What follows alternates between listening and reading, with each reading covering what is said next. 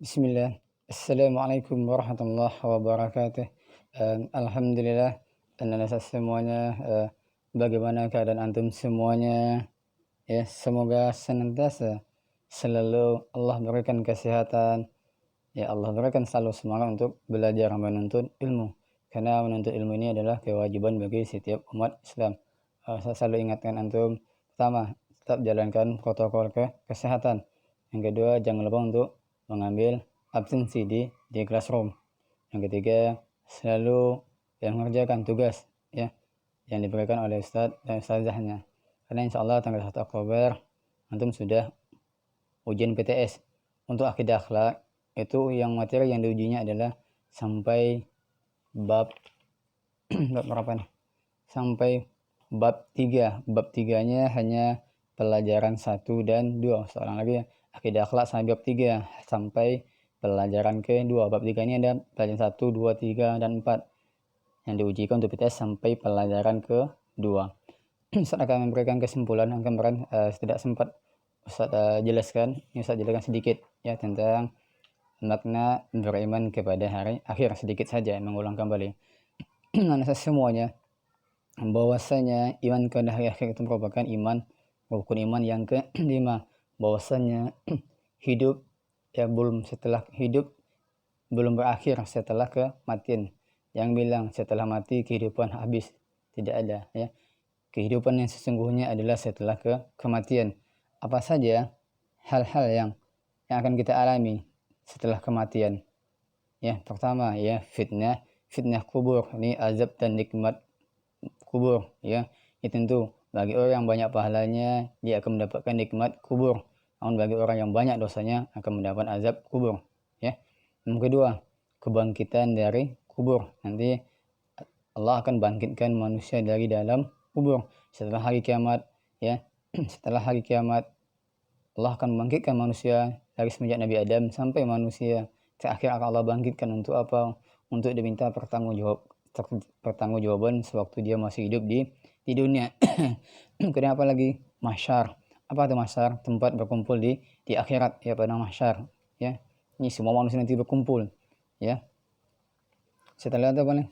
Suhuf. Apa itu suhuf? Catatan amal. Setiap manusia nanti akan menerima catatan amalnya. Bahwasanya sedikit pun ya amalan atau dosa yang kita lakukan tidak akan terlewatkan ya. Yang selanjutnya ada hisab. Apa itu hisab? Perhitungan. Di sana diperhitungkan ya, apakah banyak pahala kita atau dosa kita. Yang selanjutnya ada mizan. Mizan ini merupakan timbangan, kita ditimbang, bukan seperti timbangan cabai ya. Ini timbangan nih ya. Kalau timbangan kebaikan kita lebih banyak dari dosa, insya Allah kita selamat ya. Intinya timbangan kita harus berat tentang timbangan kebaikan. Maka bagaimana caranya? Banyak-banyaklah beribadah sewaktu hidup di dunia.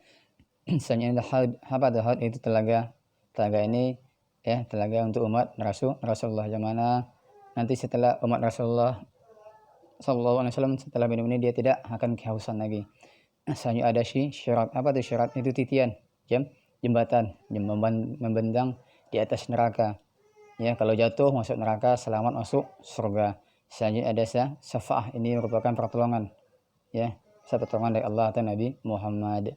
Yang selanjutnya ada surga dan neraka. Yang terakhir ya, kalau kita sudah masuk surga, itu barulah kehidupan yang sesungguhnya. Bahwasanya kita manusia ini berasal dari surga.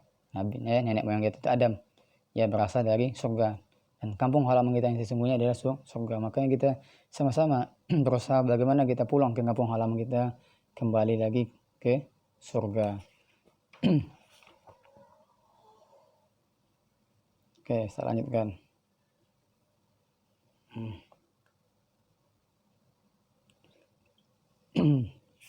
Oke, saya lanjutkan pembelajaran 3 ya. Pembelajaran di sini 3 itu ya, pelajaran 3 ya. Hari kiamat kecil dan besar. Ada saya fotokan ya, antum juga ada ya. Tanda-tanda hari kiamat itu ada 2, ada kiamat kecil atau syukro ya, ada juga ya kiamat besar atau kubro ya. Kalau kiamat besar itu adalah menunjukkan bahwa kiamat sudah diambang pintu. Di antara tanda-tanda kiamat kecil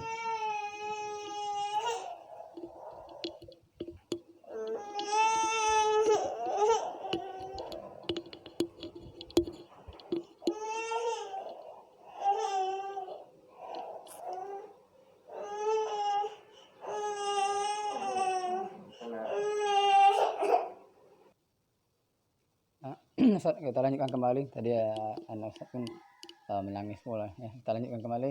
Di antara tanda-tanda kiamat sugra kecil yaitu sebagaimana ya malaikat Jibril bertanya kepada malaikat Jibril bertanya kapan hari kiamat ya. Beliau menjawab ya, mal mas'ulu anha bi'alama min as-sa'ili wa sa'ukhbiruka an asharatiha idza waladati ammatu rabbaha wa idza tatawala ru'atul ibilil bahmi fil bunyan. Artinya yang ditanya tentang hari kiamat tidak lebih mengetahui dari yang bertanya, tetapi saya akan memberitahukanmu tentang tandanya. Jika budak wanita telah melahirkan tuannya, jika para pengembala unta berlomba-lomba dalam meninggikan bangunannya. Hadis riwayat Bukhari. Ini banyak ya. Contoh jika budak wanita telah melahirkan tuannya, ini contohnya bisa dibilang perzinaan ya. Pengembala unta ini contohnya di daerah Arab ya. Pengembala unta berlomba-lomba meninggikan bangunannya, bangun gedung-gedung bertingkat, karena banyak ini kalau penafsirannya banyak ya, setahu tak seperti itu. Yang B ya, berperangnya Muslim melawan orang Yahudi dan kemenangan bagi orang-orang Muslim. Rasulullah bersabda, la taqumu as-sa'atu hatta yuqatilul muslimuna al-yahuda fayaqtuluhumul muslimuna hatta yakhsabi al-yahudiyyu min wara'il hajar was-sajari fayaqulul hajar was-sajaru ya muslim ya abdallahi hadza yahudiyyu khalqi fata'ala faqtulhu illa al-garqadu fa innahu min sajaril yahudi.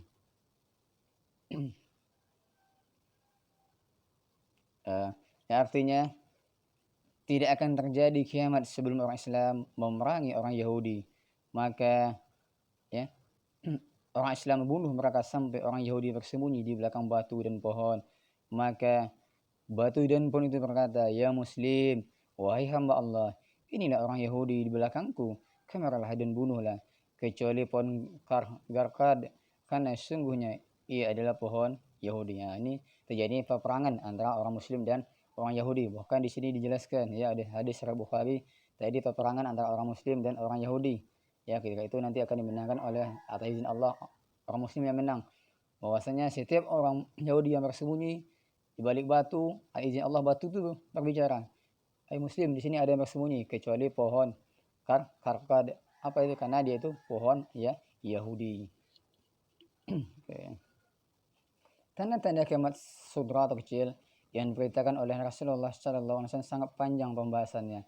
Misalnya ada juga pendeknya waktunya waktu pagi ke malam tidak terasa, begitu pendek rasanya. Berkurangnya amal, munculnya berbagai fitnah. Sekarang banyak zaman-zaman fitnah, banyak pembunuhan. Ini sekarang banyak terjadi, antum perhatikan ya, lihat di berita televisi.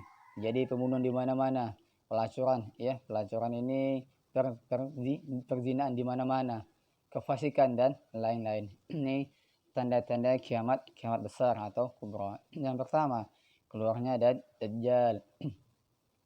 Para nabi telah memperingatkan umat dan kaumnya tentang kiamat kubra, sedangkan Rasulullah ya menyebutnya sebagai fitnah terbesar ya. Apabila kalau Dajjal itu keluar nanti kan setiap gang itu ya, tidak ada satu gang pun yang tidak didatangi oleh Dajjal. Maka ketika Dajjal itu kita harus, kalau ada berita Dajjal keluar, kalau kita hidup pada zaman itu, kita harus bersembunyi agar terhindar dari fitnah Dajjal. Sebagaimana ya, dan di antara doa beliau adalah meminta ya perlindungan dari fitnah Dajjal dan merintahkan umatnya untuk berdoa. Bagaimana doanya ini? Rasulullah bersabda, ma bu'isya nabiyyu illa anzara ummatahu a'war al-kazaba ala innahu a'war wa inna rabbakum laysa bi'awar wa in baina 'ainaihi maktubun kafir. Ya, nah, tidak ada seorang nabi pun yang diutus ya, melainkan ia memperingatkan umatnya dari yang buta sebelah dan pendusta. Ingatlah, dia itu buta sebelah matanya, dan sesungguhnya Rabbmu Allah tidak buta sebelah matanya, dan di antara kedua matanya tertulis kafir. Hadis riwayat Bukhari. Nah, tanda-tanda Dajjal ini nanti ya matanya buta sebelah, dia mengaku sebagai Tuhan. Hampir semua manusia sujud kepadanya. Apa yang yang dimintanya atas izin Allah dikabulkan pada saat itu. Dan di antara kedua matanya tertulis kafir. Ya, kalau lebih lengkap silakan antum mungkin searching ceramah mungkin Ustaz Khalid Basalama, Ustaz dan Ustaz ya yang lainnya. Yang B, turunnya Nabi Isa alaihissalam. Nabi Isa alaihissalam itu turun di atas menara putih di sebelah timur Damaskus. Ya, Damaskus ini Suriah ya. Di sebelah ya timur Damaskus Suriah. Kemudian beliau membunuh Dajjal. Ya, bahwasanya Nabi Isa lah yang akan membunuh Dajjal. Kemudian Nabi Isa mengajak kepada ya dan mengajak kepada Islam ya. Kemudian Nabi Isa itu mengajak semua manusia untuk masuk ke agama Islam dan memperlakukan hukum Islam, menghancurkan salib, membunuh babi dan menghapuskan jizyah, apa itu pajak atau bea cukai ya. Rasulullah sallallahu alaihi wasallam bersabda,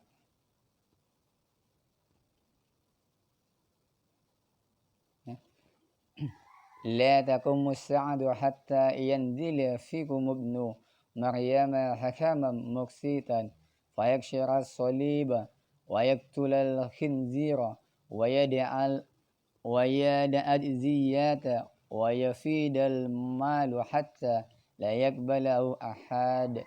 Tidak terjadi kiamat ya. Tidak terjadi kiamat sebelum turun di tengah-tengah kalian Isa bin Maryam sebagai hakim yang adil. Dia menghancurkan salib, membunuh babi, menghapus jizyah dan melimpahkan harta sampai tidak ada seorang pun yang mau menerimanya. Hadis riwayat Bukhari. Sini bahwasanya nanti Nabi Isa turun ya, membunuh Dajjal, menghancurkan salib, membunuh babi, menghapuskan pajak bea cukai dan melimpahnya harta. Bahwasanya diceritakan pada saat itu dia datang membagi-bagikan harta. Tidak seorang satupun manusia tidak ada yang mau menerima karena semuanya sudah bergelimang dengan harta. Yang C ya, munculnya matahari dari barat. Ini adalah pertanda sangat dekatnya hari kiamat dan permulaan kacaunya hukum pada alam yang normal. Ketika ya, kalau munculnya matahari terbit dari barat, sekarang kan matahari terbit dari timur dan tenggelam di barat. Nanti pada saat tanda-tanda kiamat mendekati, terbalik ya, terbitnya di barat ya.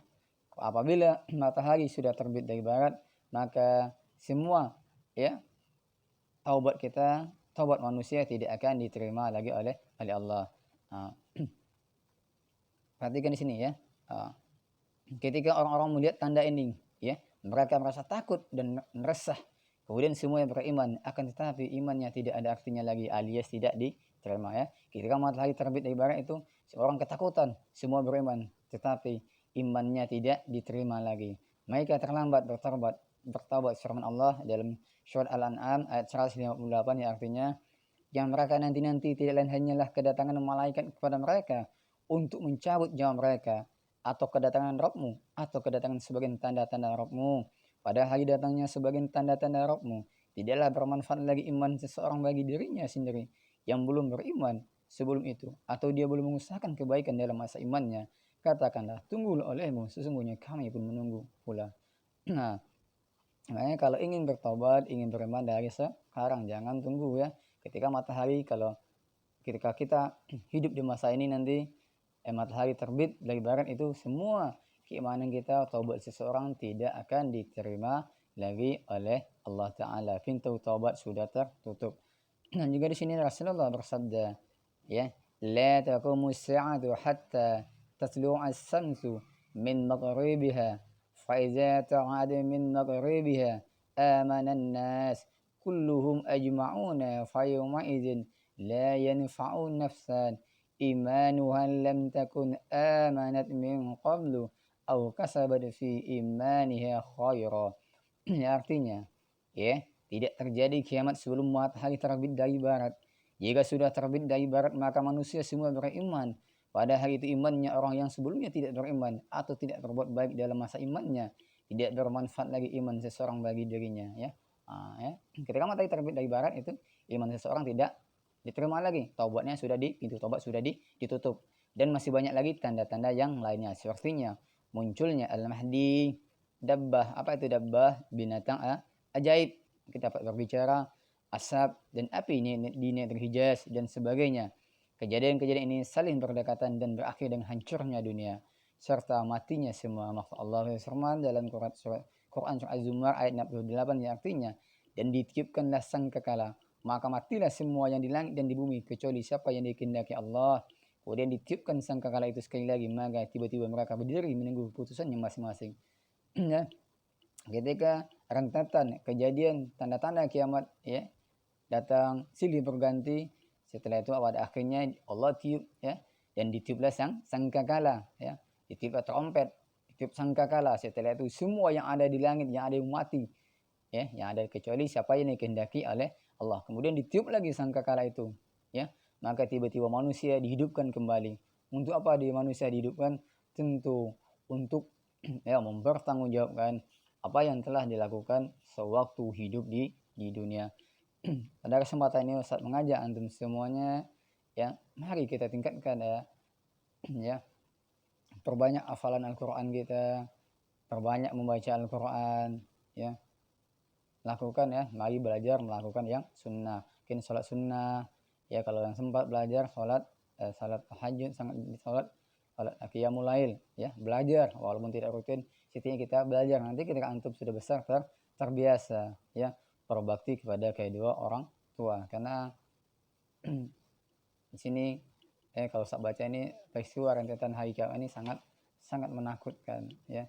Semoga apa yang Ustaz sampaikan ini bermanfaat buat antum dan menambah keimanan kita sehingga kita semakin bertakwa kepada Allah dan semakin cinta kita terhadap Al-Quran ya. Untuk pelajaran keempatnya insya Allah di lain waktu ya, mungkin pada pertemuan berikutnya ya. Hanya ini yang bisa Ustaz sampaikan, semoga dapat membantu antum ya. Ustaz tutup dengan doa kafaratul majlis.